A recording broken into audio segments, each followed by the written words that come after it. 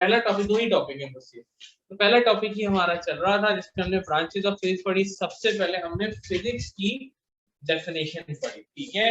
आज की क्लास में तो खैर मैंने अनाउंस नहीं किया हुआ था, मगर नेक्स्ट क्लास से होगा ये कि जब हम क्लास स्टार्ट करेंगे तो पिछली क्लास में जो कुछ पढ़ा होगा उसको एटलीस्ट आपसे पूछ लेंगे। मैं आपसे एक्सपेक्ट ये करूंगा कि आपको ये डेफिनेशंस याद हो, आप मुझे बता सकते हैं, ठीक है। तो नेक्स्ट क्लास में, आज की क्लास में और पिछली क्लास में जो भी हमने डेफिनेशन पढ़ी थी वो पढ़ के आइएगा, वो थोड़ा रिकॉल कर लीजिएगा ताकि आपसे पूछूं तो आपको पता हो, ठीक है। तो अगर हम नोट करें तो हमने फिजिक्स की डेफिनेशन पढ़ी थी, जरा नोट्स खोलिए। मैं बताता हूँ कि फिजिक्स की डेफिनेशन हमने क्या लिखी थी। हमने ये लिखा, नोट्स का मतलब ये कि आपको ऐसा जो आप देखो लिखे थे।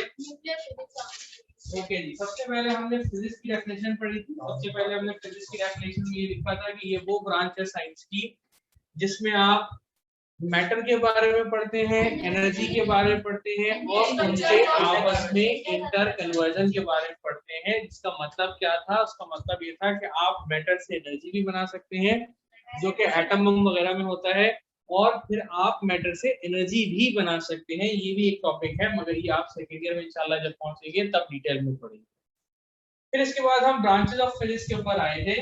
तो हमने जो ब्रांचेस ऑफ फिजिक्स पढ़ी थी, मैकेनिक्स पढ़ी थी, एस्ट्रोफिजिक्स, बायोफिजिक्स, एटॉमिक फिजिक्स और न्यूक्लियर फिजिक्स। ये 5 ब्रांचेस हम पढ़ चुके।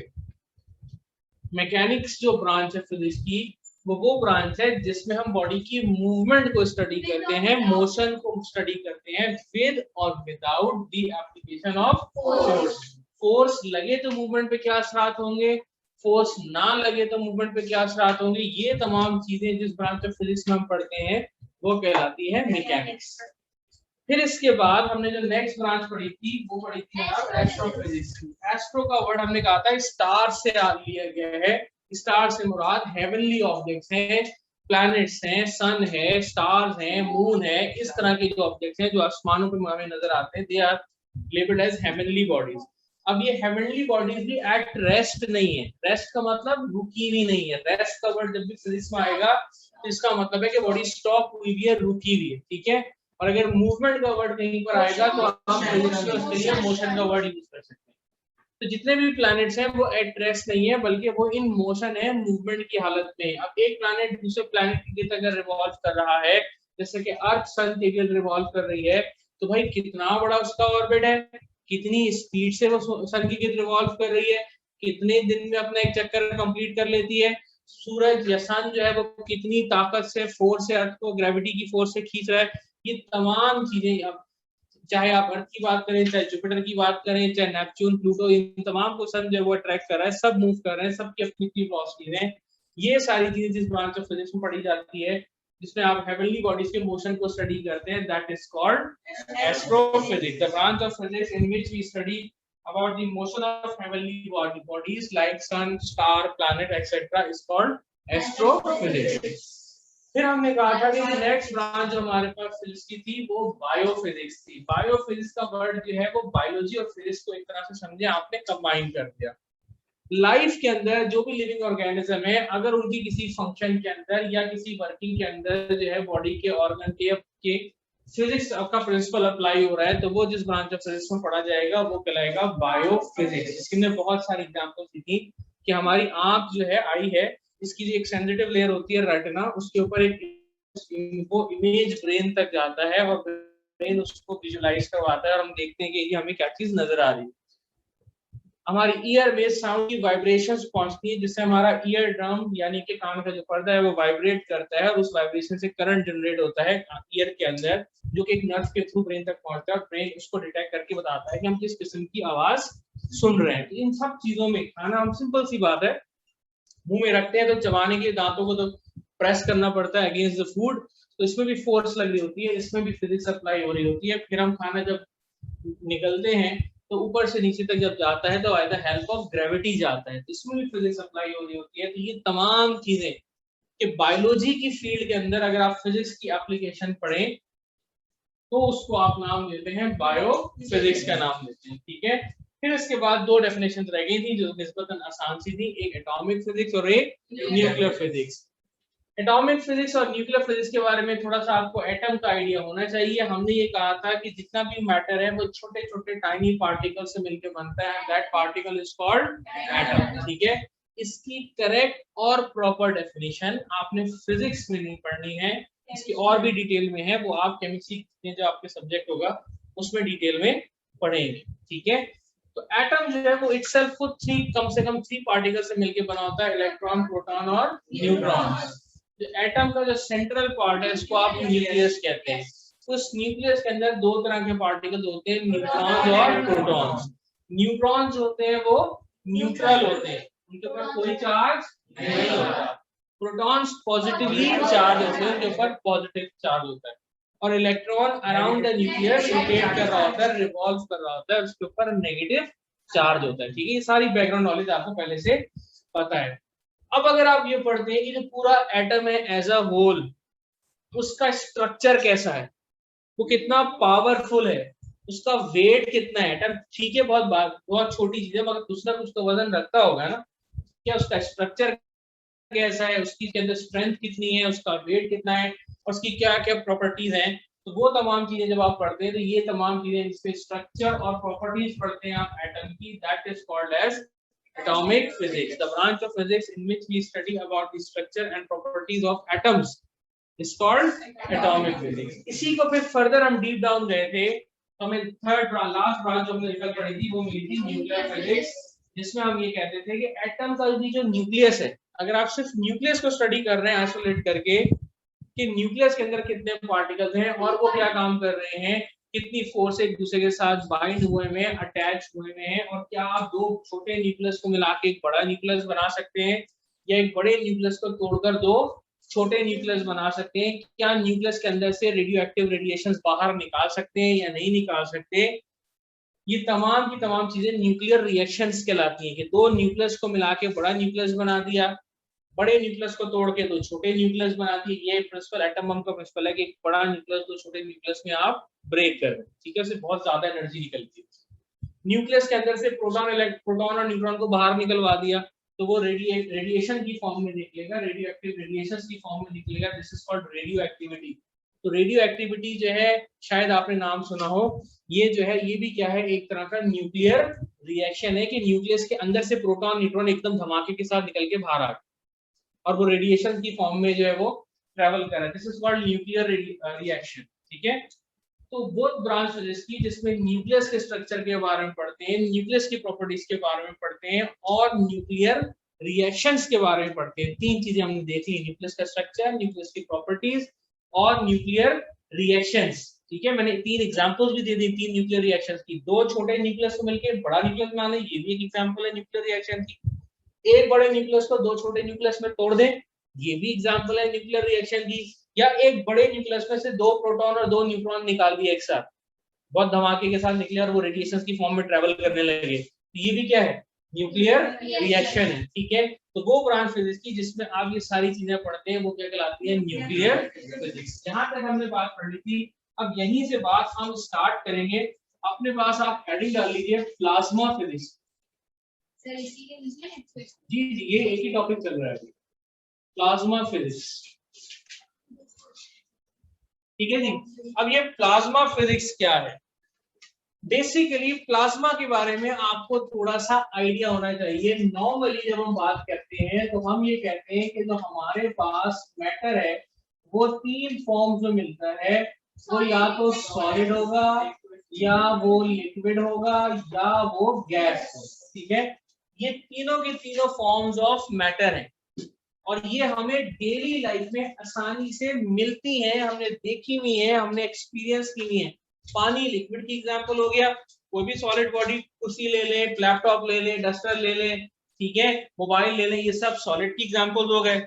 इसी तरह से गैस की एग्जांपल में एयर आ जाएगी, हवा ट्रेवल करती है, हमें मालूम है, हम ऑक्सीजन से सांस लेते हैं, कार्बन डाइऑक्साइड एक्सहेल करते हैं, तो सबको ये बात पता है। तो सॉलिड भी पता हमें, लिक्विड भी पता, गैस भी पता। अब चाहे सॉलिड हो, चाहे लिक्विड हो, चाहे गैस हो, इनमें जो एक बात कॉमन है वो ये है कि ये सब के सब जो है, इनके एटम के बीच में एक न्यूक्लियस होगा और इनके न्यूक्लियस के चारों तरफ ऑर्बिट्स में इलेक्ट्रॉन्स ट्रेवल कर रहे हो। चाहे आप सॉलिड का एटम लें, अब ये मिसाल के तौर पे मैंने एक एटम बनाया, ऐसे ही एक एटम मैं यहां बना देता हूं समझाने के लिए, ठीक है। ये भी एटम है, इसमें ये ऑर्बिट है, इसमें इलेक्ट्रॉन ट्रेवल कर रहा है, ये भी एक ऑर्बिट है, इसमें भी एक इलेक्ट्रॉन ट्रेवल कर रहा है। एक और मैं जनाब एटम बना देता हूँ, ये न्यूक्लियस है, इसके गिर्द जनाब ये एक ऑर्बिट है जिसमें एक इलेक्ट्रॉन ट्रेवल कर रहा है, और ये एक ऑर्बिट है जिसमें एक इलेक्ट्रॉन ट्रेवल कर रहा है। इसी तरह से यहाँ पे मैं बना देता हूँ जनाब एक एटम, ये न्यूक्लियस है, इसके चारों तरफ यहाँ पे भी एक ऑर्बिट में इलेक्ट्रॉन ट्रेवल कर रहा है, और यहाँ पे भी एक ऑर्बिट में इलेक्ट्रॉन ट्रेवल कर रहा है। अब ये सॉलिड भी हो सकता है, ये लिक्विड भी हो सकता है, गैस भी हो सकता है। जो कॉमन बात है, जो मेन बात है कि सॉलिड, लिक्विड और गैस एटम्स पे कंसिस्ट कर रहे हैं, और एटम्स के बीच में न्यूट्रॉन वो न्यूक्लियस मौजूद है, और न्यूक्लियस के चारों तरफ इलेक्ट्रॉन्स रिवॉल्व कर रहे हैं। यहाँ मैं लेबल कर देता हूँ कि जो ब्लैक कलर का स्ट्रक्चर है ये क्या है, इलेक्ट्रॉन है, जिसके बारे में आपको पता है कि ये नेगेटिवली चार्ज होता है, नेगेटिव। ये माइनस साइन लगा के मैंने, चले मैं माइनस साइन ही लगा देता हूँ, ये नेगेटिवली चार्ज होता है। न्यूक्लियस की अगर आप बात करें तो न्यूक्लियस के अंदर आपको पता है कि अगर बड़े एक में बड़ा सा न्यूक्लियस बना लूं तो न्यूक्लियस का मतलब ये होगा कि इसके अंदर प्रोटॉन भी होगा और न्यूट्रॉन भी होगा। प्रोटॉन खुद से जो है वो पॉजिटिवली चार्ज है, और न्यूट्रॉन जो है वो न्यूट्रल है, और हो सकता है एक से ज्यादा प्रोटॉन हो, एक से ज्यादा न्यूट्रॉन हो, ठीक है। तो न्यूक्लियस का स्ट्रक्चर इस तरह से है कि इसके अंदर प्रोटॉन होते हैं पॉजिटिवली चार्ज, और न्यूट्रॉन होते हैं जो कि न्यूट्रल होते हैं। ये न्यूक्लियस का स्ट्रक्चर। तो अब अगर मैं यहाँ पर देखूं तो चाहे सॉलिड हो, चाहे लिक्विड हो, चाहे गैस हो, उसमें आपको जो स्ट्रक्चर होगा वो एटम पे कंसिस्ट करता हुआ मिल रहा होगा।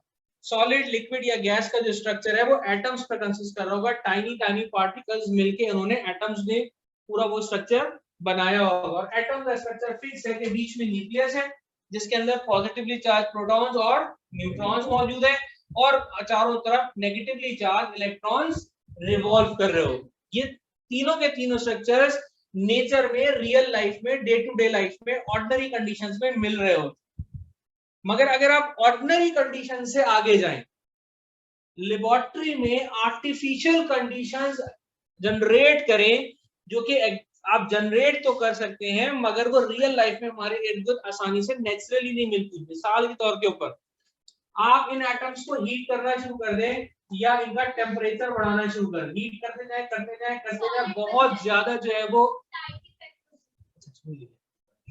ठीक है, आप इसको हीट करते चले जाइए, करते चले जाइए, करते चले जाइए, हीट करते चले जा रहे हैं, करते चले जा रहे हैं, टेम्परेचर बढ़ाते चले जा रहे हैं, बढ़ाते चले जा रहे हैं, तो होगा ये एक वक्त ये आएगा कि ये एटम इतनी ज्यादा आपको हीट दे देंगे, इतनी ज्यादा हीट एनर्जी दे देंगे, उसको इतना ज्यादा एनर्जी दे देंगे कि अनस्टेबल होना शुरू होगा। इसकी बर्दाश्त से ज्यादा आपने इसको एनर्जी दे दी। आप अगर अभी भी नहीं रुक रहे और टेम्परेचर बढ़ाते ही चले जा रहे हैं, यानी thousands of millions of degree centigrade के ऊपर ले जाइए, मिलियंस ऑफ डिग्री सेंटीग्रेड के ऊपर, 25 lakh degree centigrade, 50 lakh degree centigrade, इतना टेम्परेचर लेबोरेटरी में आप अचीव कर सकते हैं, ठीक है, मगर रियल लाइफ में तो कहीं पे भी नहीं मिलेगा, ठीक है। हो सकता है लावे के अंदर आपको ये टेम्परेचर मिल जाए। तो आप हीट करते जा रहे हैं, करते जा रहे हैं, करते जा रहे हैं, करते जा रहे हैं, जमीन के कोर का टेम्परेचर इतना इतना हीटअप हुआ होगा। तो आप जब इसको इतना हीट अप करते जाते हैं तो एटम्स अनस्टेबल हो जाते हैं, और ये इतना हीट आप दे देते हैं कि ये इलेक्ट्रॉन्स इस ऑर्बिट में से बाहर निकलना शुरू हो जाते हैं, ठीक है तो ये अभी भी मैटर ही, मगर अब इसको आपने इतनी एनर्जी दे दी कि इलेक्ट्रॉन्स अब इस न्यूक्लियस से बाहर निकल जाएंगे, इतनी एनर्जी आ गई कि निकलकर बाहर आना शुरू हो गए। इसी तरह से ये जो अंदर न्यूक्लियस पड़ा हुआ है जिसके अंदर प्रोटॉन्स और न्यूट्रॉन्स पड़े हुए थे, ये भी कहेंगे कि अब हम इकट्ठी इतनी हीट मिल गई है कि अब तो यहाँ से बाहर निकलो, इस हमने इस कमरे से बाहर निकलना है, हम यहाँ पर नहीं रह सकते, इंतहाई एक्सट्रीम कंडीशन हो गई है, अनस्टेबल हो गए, तो ये भी न्यूक्लियस से बाहर निकलना शुरू हो जाएंगे। तो नतीजा ये निकलेगा कि ये जो स्टेट थी, ये जो कंडीशन थी जिसमें चाहे सॉलिड हो, लिक्विड हो, गैस हो, एटम जो थे, मैटर जो था वो एटम की स्टेट में मौजूद था, हो ये रहा होगा कि सारे नेगेटिवली चार्ज इलेक्ट्रॉन्स अलग हो गए होंगे, वो किसी न्यूक्लियस के गिर्द रिवॉल्व नहीं कर रहे, ठीक है। ये अब ब्लैक डॉट से जो है समझ लीजिए कि मैं इलेक्ट्रॉन जो है वो रिप्रेजेंट कर रहा हूँ। इसी तरह से इसमें बीच में पॉजिटिवली चार्ज प्रोटॉन भी पड़े हुए होंगे, अलग अलग, सब अलग अलग हो गए, और इसी तरह से जो है वो इनके अंदर न्यूट्रॉन्स भी पड़े हुए। तो अब ये जो स्ट्रक्चर है, अब देखें आप, ये भी तो मैटर ही है, क्योंकि ये भी इन्हीं एटम से मिलकर बना था, तो एटम जो थे वो इन पार्टिकल से मिलकर बन रहे थे। आपने इतना हीट कर दिया कि एटम जो है उसको अपनी स्टेट बरकरार नहीं रख सका, अपनी ये नॉर्मल शक्ल बर्दाश्त नहीं कर सका, ये सारे पार्टिकल्स अलग अलग हुए। अब आपको ये एक मिक्सचर मिल रहा है, इसमें कोई अलग से एटम नहीं है, ये एक आपको मिक्सचर मिल रहा है, जिस मिक्सचर में नेगेटिवली चार्ज पार्टिकल्स भी मौजूद है, पॉजिटिवली चार्ज पार्टिकल्स भी मौजूद है, और ये नेगेटिवली चार्ज इलेक्ट्रॉन्स है वो किसी न्यूक्लियस के गिर्द रिवॉल्व नहीं कर रहे। ठीक है, अब ये जो आपको मिक्सचर मिल रहा है, इसको आप ना सॉलिड कह सकते हैं, ना आप उसको लिक्विड कह सकते हैं, ना आप उसको गैस कह सकते हैं, क्योंकि सॉलिड, लिक्विड और गैस का जो स्ट्रक्चर है ये प्रॉपर एटम के रहा होता है। यहाँ तो प्रॉपर एटम ही मौजूद नहीं है, जो चार्ज पार्टिकल्स हैं वो अलग अलग हैं, प्रोटॉन्स अलग हैं, इलेक्ट्रॉन्स अलग हैं। ठीक है, इस मिक्सर को आप कंसिडर करते हैं fourth form of matter, fourth form of matter. और इस स्ट्रक्चर को, या ये जो चीज आपको मिल रही है फोर्थ फॉर्म ऑफ मैटर, इसको आप नाम देते हैं प्लाज्मा। अब प्लाज्मा की अपनी प्रॉपर्टीज हैं, प्लाज्मा का अपना स्ट्रक्चर है, ठीक है, प्लाज्मा की अपनी खुसूसियात है। अब वो ब्रांच फिजिक्स की जिसमें आप प्लाज्मा के बारे में स्टडी करते हैं, उसका स्ट्रक्चर स्टडी करते हैं। प्लाज्मा क्या है? Plasma is a mixture of positively charge and negatively charge particles. ठीक है, plasma is a mixture of positively charged and negatively charged particles and it is considered as a fourth form of matter। ठीक है, nature में मिलता जरूर है मगर real life में ऑर्डिनरी कंडीशंस में नहीं मिलेगा। ऑर्डिनरी कंडीशन का मतलब जैसे अभी हम एक और नॉर्मल ऑर्डिनरी कंडीशन में मौजूद हैं, ठीक है, मगर अगर आप सूरज की बात करें, सन की बात करें, तो वो भी नेचर में मौजूद तो है। सूरज का जो अपना के अंदर जितने भी एलिमेंट्स हैं वो किस फॉर्म में मौजूद है? प्लाज्मा की फॉर्म में मौजूद है। ठीक है, जमीन का जो सेंटर है, जिसमें जमीन में कोर है, ठीक है, उसका temperature millions of degree centigrade है, वो प्लाज्मा की फॉर्म में मौजूद है। ठीक है, तो नेचर में तो कुदरती तौर पे तो एग्जिस्ट कर रहा है, तभी इसको आपने कंसिडर किया हुआ fourth form of matter. But हमारी और आपकी बर्दाश्त के हिसाब से जो ऑर्डिनरी कंडीशन है उसमें ये मौजूद नहीं है, इसको आप लेबोरेटरी में जनरेट कर सकते हैं। So it is a fourth form of matter. इस फोर्थ फॉर्म ऑफ मैटर की स्ट्रक्चर, प्रॉपर्टीज जिस ब्रांच ऑफ फिजिक्स में आप पढ़ते हैं, that branch of physics is called plasma physics। And what is plasma? It is a mixture of positively charged and negatively charged particles and it is considered as fourth form of matter। तो हम यही बात लिखेंगे, हम क्या लिखेंगे? The branch of physics in which we पहले सुन लीजिए it's a branch of physics in which we study about the structure and properties of plasma। ठीक है, अब प्लाज्मा के आगे आप ब्रैकेट बना के लिख देंगे mixture of positively charge and negatively charge particles considered as fourth form of matter is called plasma physics. ठीक है, कितनी बात समझ में आई? तो जनाब हम इसको लिखना शुरू करते हैं। प्लाज्मा फिजिक्स की हमने हेडिंग डाली, इसके बाद हम लिखेंगे it is that branch of physics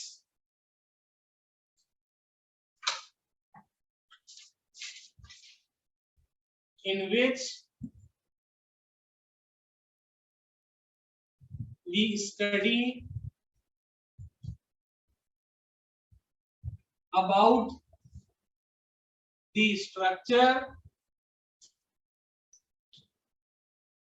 and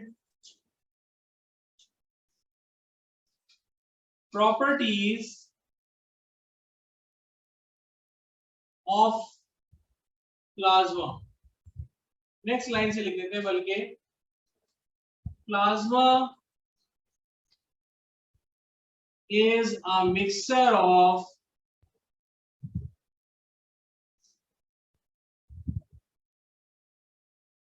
positively charged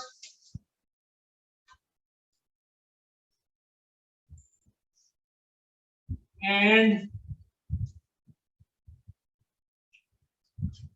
negatively charged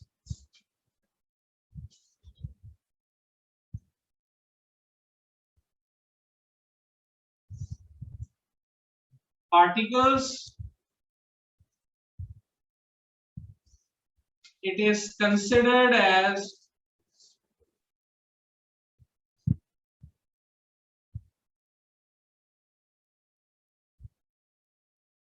fourth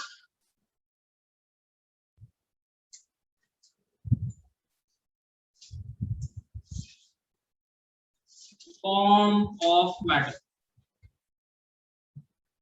It is considered as fourth form of matter.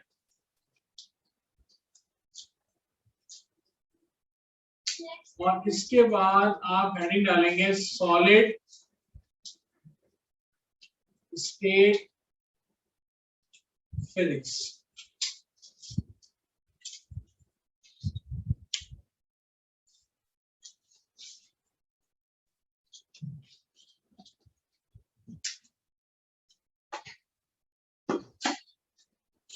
अच्छा, ये जो मैंने एग्जांपल दी थी कि आपने एटम को हीट किया, टेम्परेचर बढ़ाते गए बढ़ाते गए बढ़ाते गए, बहुत एक्सट्रीम टेम्परेचर तक पहुंच गए, तो इलेक्ट्रॉन जो है वो न्यूक्लियस की ताकत से बाहर निकलना शुरू हो गए, ऑर्बिट से बाहर निकलना शुरू हो गए और एक मिक्सचर बन गया पॉजिटिव और नेगेटिव चार्ज पार्टिकल्स का, जिसको हमने प्लाज्मा कहा। तो ये प्लाज्मा बनाने के बहुत सारे तरीकों में से एक तरीका है। बहुत सारे मेथड्स मौजूद हैं कि आप किस तरह से प्लाज्मा जनरेट कर सकते हैं। इस वक्त सिर्फ आपको प्लाज्मा की फिजिक्स की डेफिनेशन पढ़ानी थी, ठीक है, तो लिहाजा सिर्फ एक ऐसा एग्जांपल समझाई गई बताई गई जो आपकी आसानी से समझ में आ जाए, ठीक है। तो ये मत समझिएगा कि सिर्फ इसी तरह से जो है वो प्लाज्मा बनाया जाता है, और भी बहुत सारे इसको बनाने के तरीके मौजूद है। अब हम आते हैं जनाब सॉलिड स्टेट फिजिक्स के ऊपर। अब सॉलिड स्टेट फिजिक्स क्या है? आप लोगों ने कभी डायमंड या डायमंड की तरह का क्रिस्टल देखा है जिसको आप डिफरेंट एंगल्स पे रखते हैं, तो कभी वो येलो नजर आ रहा होता है, कभी वो व्हाइट नजर आ रहा होता है, कभी वो ब्लू लाइट जो है वो स्पार्क कर रहा होता है, ठीक है। तो क्रिस्टल का आपको आइडिया है, क्रिस्टल बेसिकली ज्योमेट्रिकली शेप में जो है वो, फॉर एग्जांपल क्यूब हो गए या कोई भी शेप हो सकता है, इस शेप का भी क्रिस्टल हो सकता है। डिफरेंट कलर्स के क्रिस्टल्स आते हैं, ठीक है, स्टोन्स आते हैं, वो क्रिस्टल्स कहलाते हैं। हर क्रिस्टल का अलग स्ट्रक्चर होता है कि वो किस शेप का है। होता यह है कि क्रिस्टल्स के अंदर मॉलिक्यूल्स या एटम्स होते हैं वो एक खास लेयर्स में मौजूद होते हैं, ठीक है। एटम्स एक खास लेयर में खास डिस्टेंस में अरेंज होते हैं, तो वो क्रिस्टल्स फॉर्म करते हैं। अब इन क्रिस्टल्स की खास बात ये होती है कि इनका स्ट्रक्चर ऑर्डिनरी मटेरियल के मुकाबले में बहुत ज्यादा हार्ड होता है, वो बहुत ज्यादा सख्त होते हैं। डायमंड देखा होगा या सुना होगा, ठीक है। डायमंड को आप डिफरेंट एंगल्स पे देखें तो अलग अलग कलर से वो शाइन कर रहा होता है, ठीक है। डायमंड जो है हमारी इस दुनिया का सबसे हार्डेस्ट मटेरियल है, लोहे से भी ज्यादा सख्त है।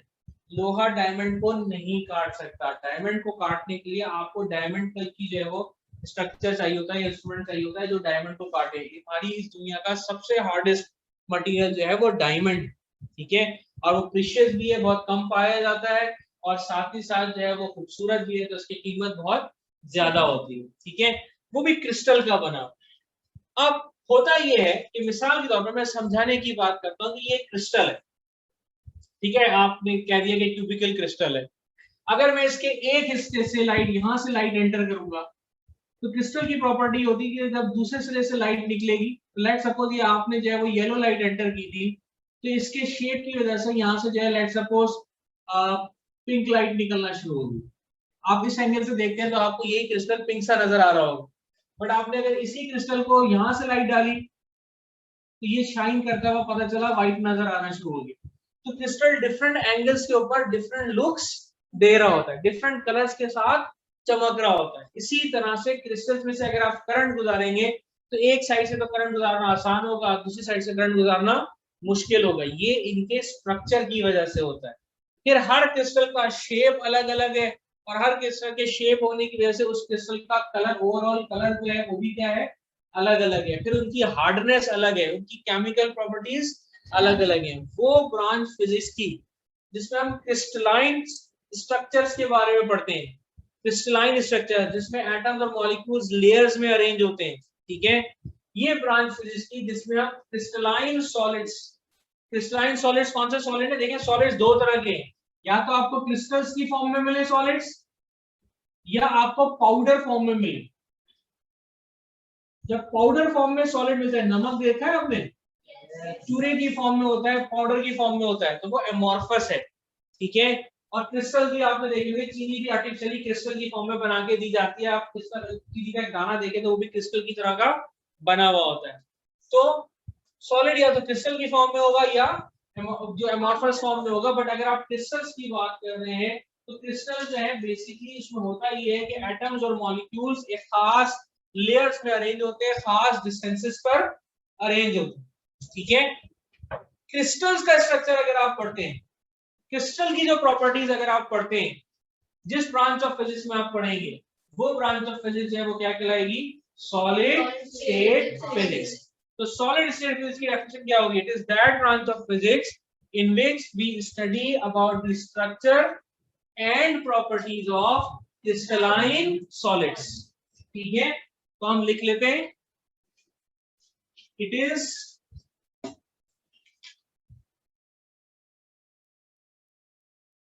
the branch of physics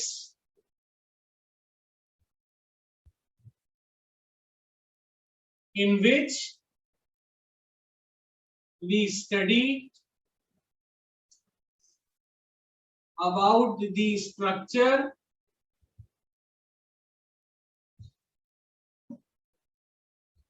and properties of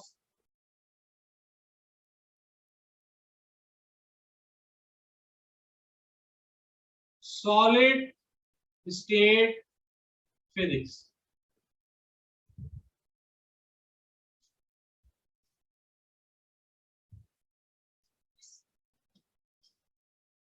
इसके बाद नेक्स्ट ब्रांच ऑफ फिजिक्स हमें देखनी है वो है जनाब इलेक्ट्रिसिटी।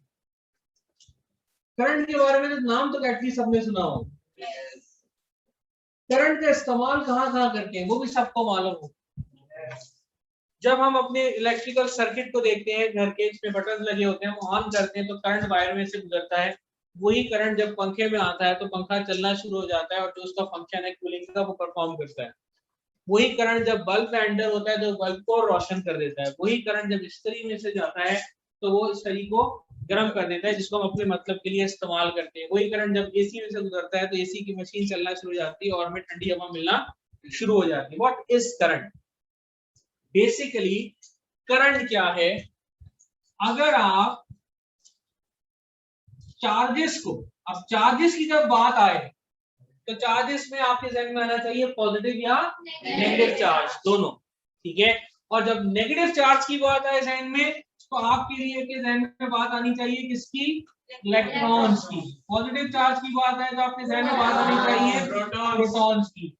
फिल वक्त अभी तो आपको इन्हीं दोनों के बारे में मालूम है। ठीक है, आप जब आगे क्लासेस में जाएंगे तो आप और भी ज्यादा मालूम करेंगे और पढ़ेंगे इस चीज को। तो what is current? Current basically है फ्लो ऑफ चार्ज का नाम। फ्लो का मतलब ये कि अगर किसी मटेरियल में से चार्जेस एक लाइन में ट्रेवल करना शुरू कर जाए तेजी से, जैसे कि एक सड़क है, ठीक है, सड़क तो मौजूद है मगर उस पर ट्रैफिक नहीं। ट्रैफिक किस चीज का नाम है? जब उसमें से व्हीकल्स या गाड़ियां एक डायरेक्शन में ट्रेवल करना शुरू कर दें, दैट इज कॉल्ड ट्रैफिक। ठीक है, इसी तरह से एक वायर है जो कि एक तरह से पाथवे है, सड़क है जिसमें से इलेक्ट्रॉन्स या प्रोटॉन्स ट्रेवल करके एक जगह से दूसरी जगह जा सकते हैं। जब एक वायर में से इलेक्ट्रॉन्स ट्रेवल करना शुरू करेंगे तो इलेक्ट्रॉन्स का मतलब ये कि चार्जेस, नेगेटिव चार्जेस एक साथ ट्रेवल कर रहे होंगे। अब ये कैसे ट्रेवल करते हैं, किस तरह से एक वायर में से ट्रेवल करते हैं, ये इस वक्त हमारे समझने की बात नहीं है। ये आपके अगर इंशाल्लाह मैट्रिक में जब आप आएंगे इलेक्ट्रिसिटी का पूरा एक अलग से चैप्टर है जिसमें डिटेल में पढ़ेंगे। तो फ्लो ऑफ चार्जेस का नाम है करंट। तो जब चार्ज फ्लो करने लगता है, फ्लो का मतलब होता है ट्रेवल करना। तो जब चार्ज ट्रेवल करने लगता है तो जहां वो बहुत सारे इफेक्ट्स और प्रॉपर्टीज शो करता है वहां पे वो इलेक्ट्रिकल इफेक्ट या करंट के इफेक्ट्स भी शो करना शुरू करता है। करंट के इफेक्ट्स क्या है, इलेक्ट्रिकल इफेक्ट्स क्या है? कि आपने इसको जब चार्ज को गुजारा, बाहर से होता वो बल्ब में से गुजरा तो उसने बल्ब को रोशन कर दिया, इस तरीके से गुजारा तो उसने हीट जनरेट किया, स्त्री को गर्म कर दिया, इलेक्ट्रिकल इफेक्ट्स प्रोड्यूस करना शुरू करेंगे। तो वो ब्रांच फिजिक्स की जिसमें हम ट्रेवलिंग चार्जेस के इलेक्ट्रिकल इफेक्ट्स को पढ़ते हैं। चार्ज जब ट्रेवल करता है ना, मैं एक एक्स्ट्रा बात आपको बता दूं, तो वो दो इफेक्ट शो कर सकता है। दो इफेक्ट शो कर सकता है से मुराद ये है कि करता ही है, हमेशा करेगा।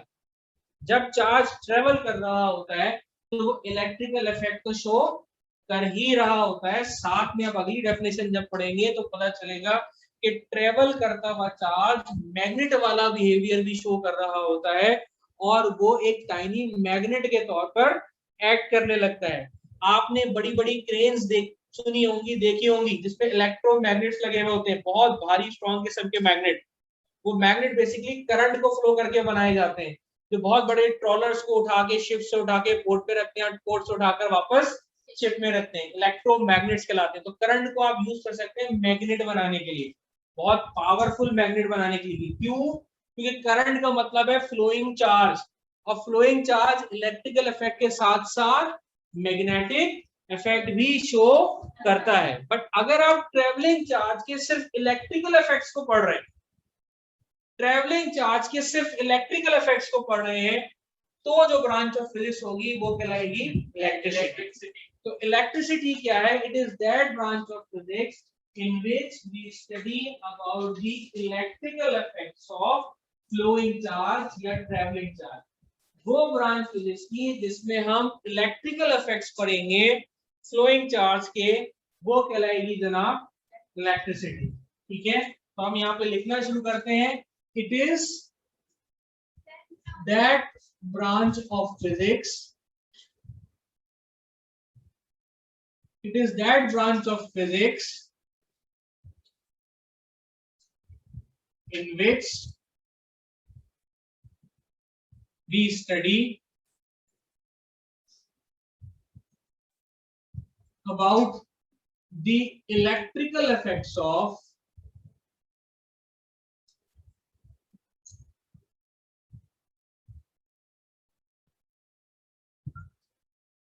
moving charges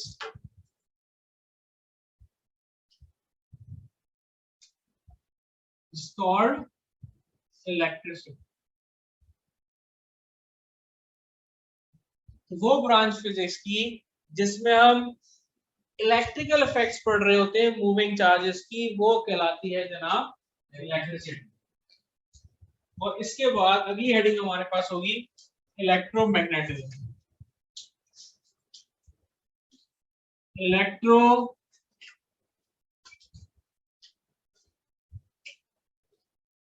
magnetism.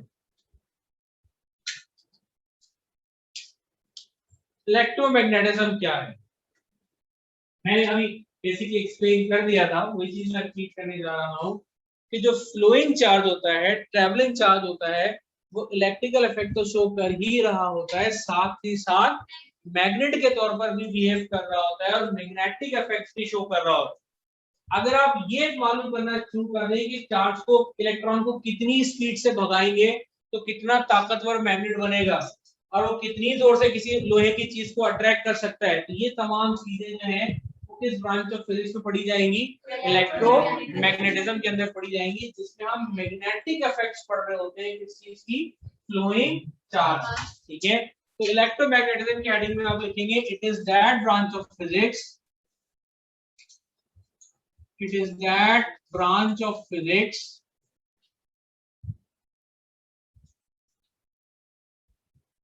in which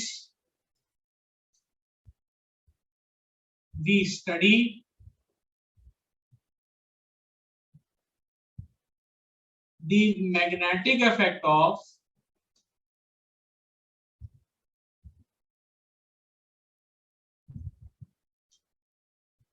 moving charges।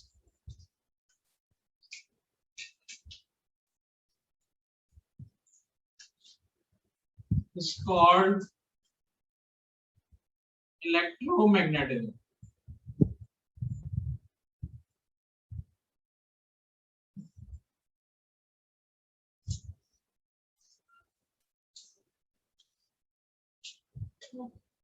ठीक है, तो यहाँ पर हमारे कोर्स में जितनी ब्रांच ऑफ फिजिक्स आपके 9th के कोर्स में दी गई थी वो कंप्लीट होती है। यहाँ पे हमारा पहला टॉपिक कंप्लीट होता है। अगला टॉपिक हमारे पास जो है वो मुस्लिम साइंटिस्ट का कंट्रीब्यूशन। अब वो मुस्लिम साइंटिस्ट का कंट्रीब्यूशन का टॉपिक कुछ इस तरह का है कि हम कहेंगे कि जी फलाने साइंसदान जो थे उन्होंने ये बुक लिखी, उन्होंने यहाँ इस फील्ड पे काम किया, इन्होंने ये काम किया और वो काम किया, वो चीज हम पढ़ेंगे जरूर, ठीक है, मगर मैं अब नेक्स्ट क्लास में नहीं पढ़ाऊंगा उसको। जब आपके पास नोट्स अवेलेबल हो जाएंगे तो वो एक तरह का खबरनामा है, एक तरह की न्यूज है कि भाई फलाने साहब जो गुजरे उनके क्या क्या कारनामे थे, उन्होंने क्या किन किन चीजों पे काम किया, तो उसमें कोई एक्सप्लेन करने की ऐसी बात नहीं है। तो जब नोट्स आ जाएंगे, ठीक है, उस वक्त हम उसको पढ़ेंगे। तो नेक्स्ट क्लास से फिर हम चैप्टर 2 स्टार्ट करेंगे जो कि यूनिट्स का चैप्टर है, मेजरमेंट्स का चैप्टर है, ठीक है। तो आप सामान पैक कर सकते हैं और यहाँ पे हमारी क्लास